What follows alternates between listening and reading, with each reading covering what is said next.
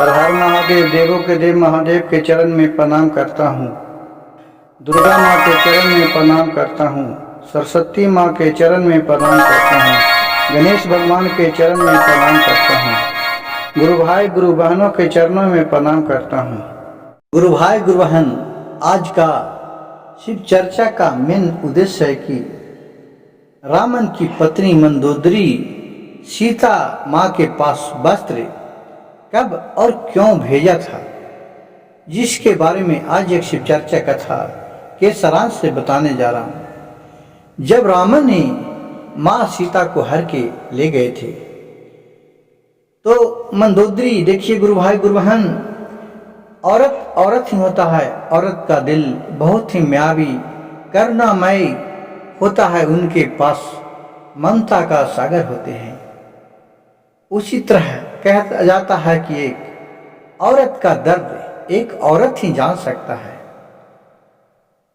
जब रावण ने सीता माँ को अपने राज्य में हरण करके लेके चला गया था और वहाँ अशोक वाटिका में सीता माँ को रहने के लिए बंदोबस्त कर दिया था, वहाँ पहरा लगा दिया था कि यहाँ बाहरी कोई नहीं आए। कुछ दिन बीता सीता को रहते हुए वहाँ रावण की पत्नी मंदोदरी को एक दिन मन ही मन बहुत ही विचार उठने लगा, यो कितना दुख भरी बात है कि मेरे पति ने सीता को हरण करके लाके वहाँ वाटिका में रख दिया है। वो अपने दासी से बोली कि हे दासी, ये लो राशि पोशाक और जाके सीता को कहो कि पहन लेगी। मैं एक औरत होने के ख्याल से एक औरत का दर्द बुझ सकती हूँ। बेचारी एक कपड़ा पहने हुए कितना दिन से होगी। इतना बात सुनकर उनके जी नौकरानी थी मंदोदरी की, वो राशि पोशाक लेकर की और सीता के पास वहाँ वाटिका में पहुंची, अशोक वाटिका में। वहाँ अशोक वाटिका पहुँच के सीता माँ को प्रणाम की और बोली कि माँ, ये मंदोदरी ने, सीता के जो पत्नी है मंदोदरी, उन्होंने आपके लिए यह वस्त्र आभूषण भेजे हैं, जिसे आप पहन लीजिए। तो सुनिए गुरु भाई गुरु बहन, उस वक्त सीता माँ ने क्या बोले। उस से बोले कि मैं राशि पोशाक नहीं पहन सकता हूँ। तो बोले कि मंदोदरी बोली कि मैं एक औरत होने के नाते एक औरत का दर्द जान सकता हूँ।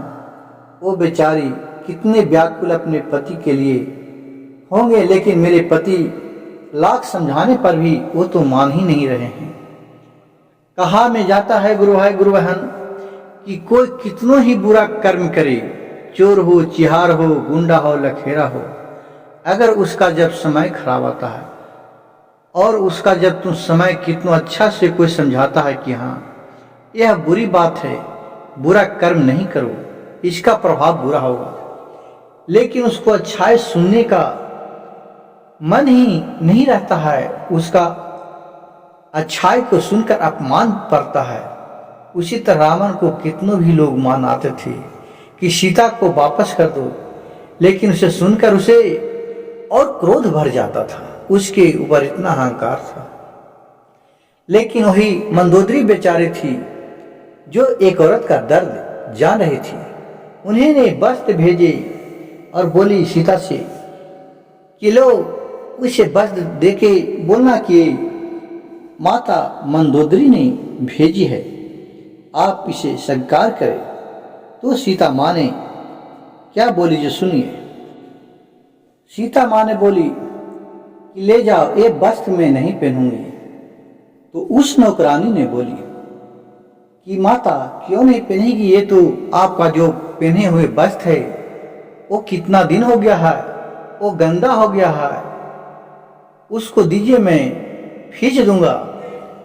सीता माँ ने बोली कि नहीं, इसका कोई आवश्यकता नहीं है, मैं यही वस्त्र पहन के खुश हूँ। और फिर क्या बोली, जो सुनिए ध्यान से।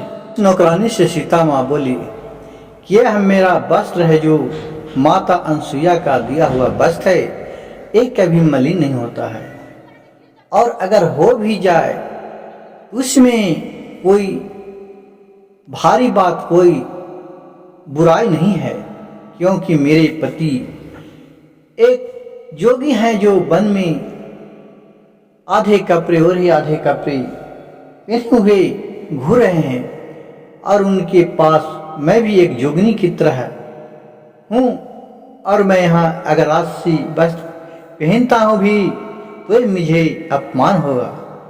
और इतना कहकर गुरु भाई गुरु बहन वो वस्त्र को सीता माँ नहीं धारण किए और वो वस्त्र को वापस कर दिए। देखिए, जब पति तकलीफ में रहते हैं, दुख में रहते हैं, तो क्यों पत्नी को अच्छा और अच्छाई परिवार को लगेगा। उसके दुख देख के भी सीता माँ यहाँ दुखी थी, जितने राम ने अपने पत्नी को खोजने के लिए दुखी थी, उतने ही ये सीता माँ भी दुखी थी। गुरु भाई गुरु बहन, यह जानकारी आपको कैसा लगा? अगर अच्छा लगे तो मेरे कमेंट में आप साझा कीजिएगा। अब हर आदमी का कमेंट में अवश्य पढ़ता हूँ, और मैं कमेंट पढ़ के बहुत खुश होता हूँ कि मेरे वीडियो को आपने लार दुलार और प्यार दिए। हर हर महादेव, घर घर महादेव।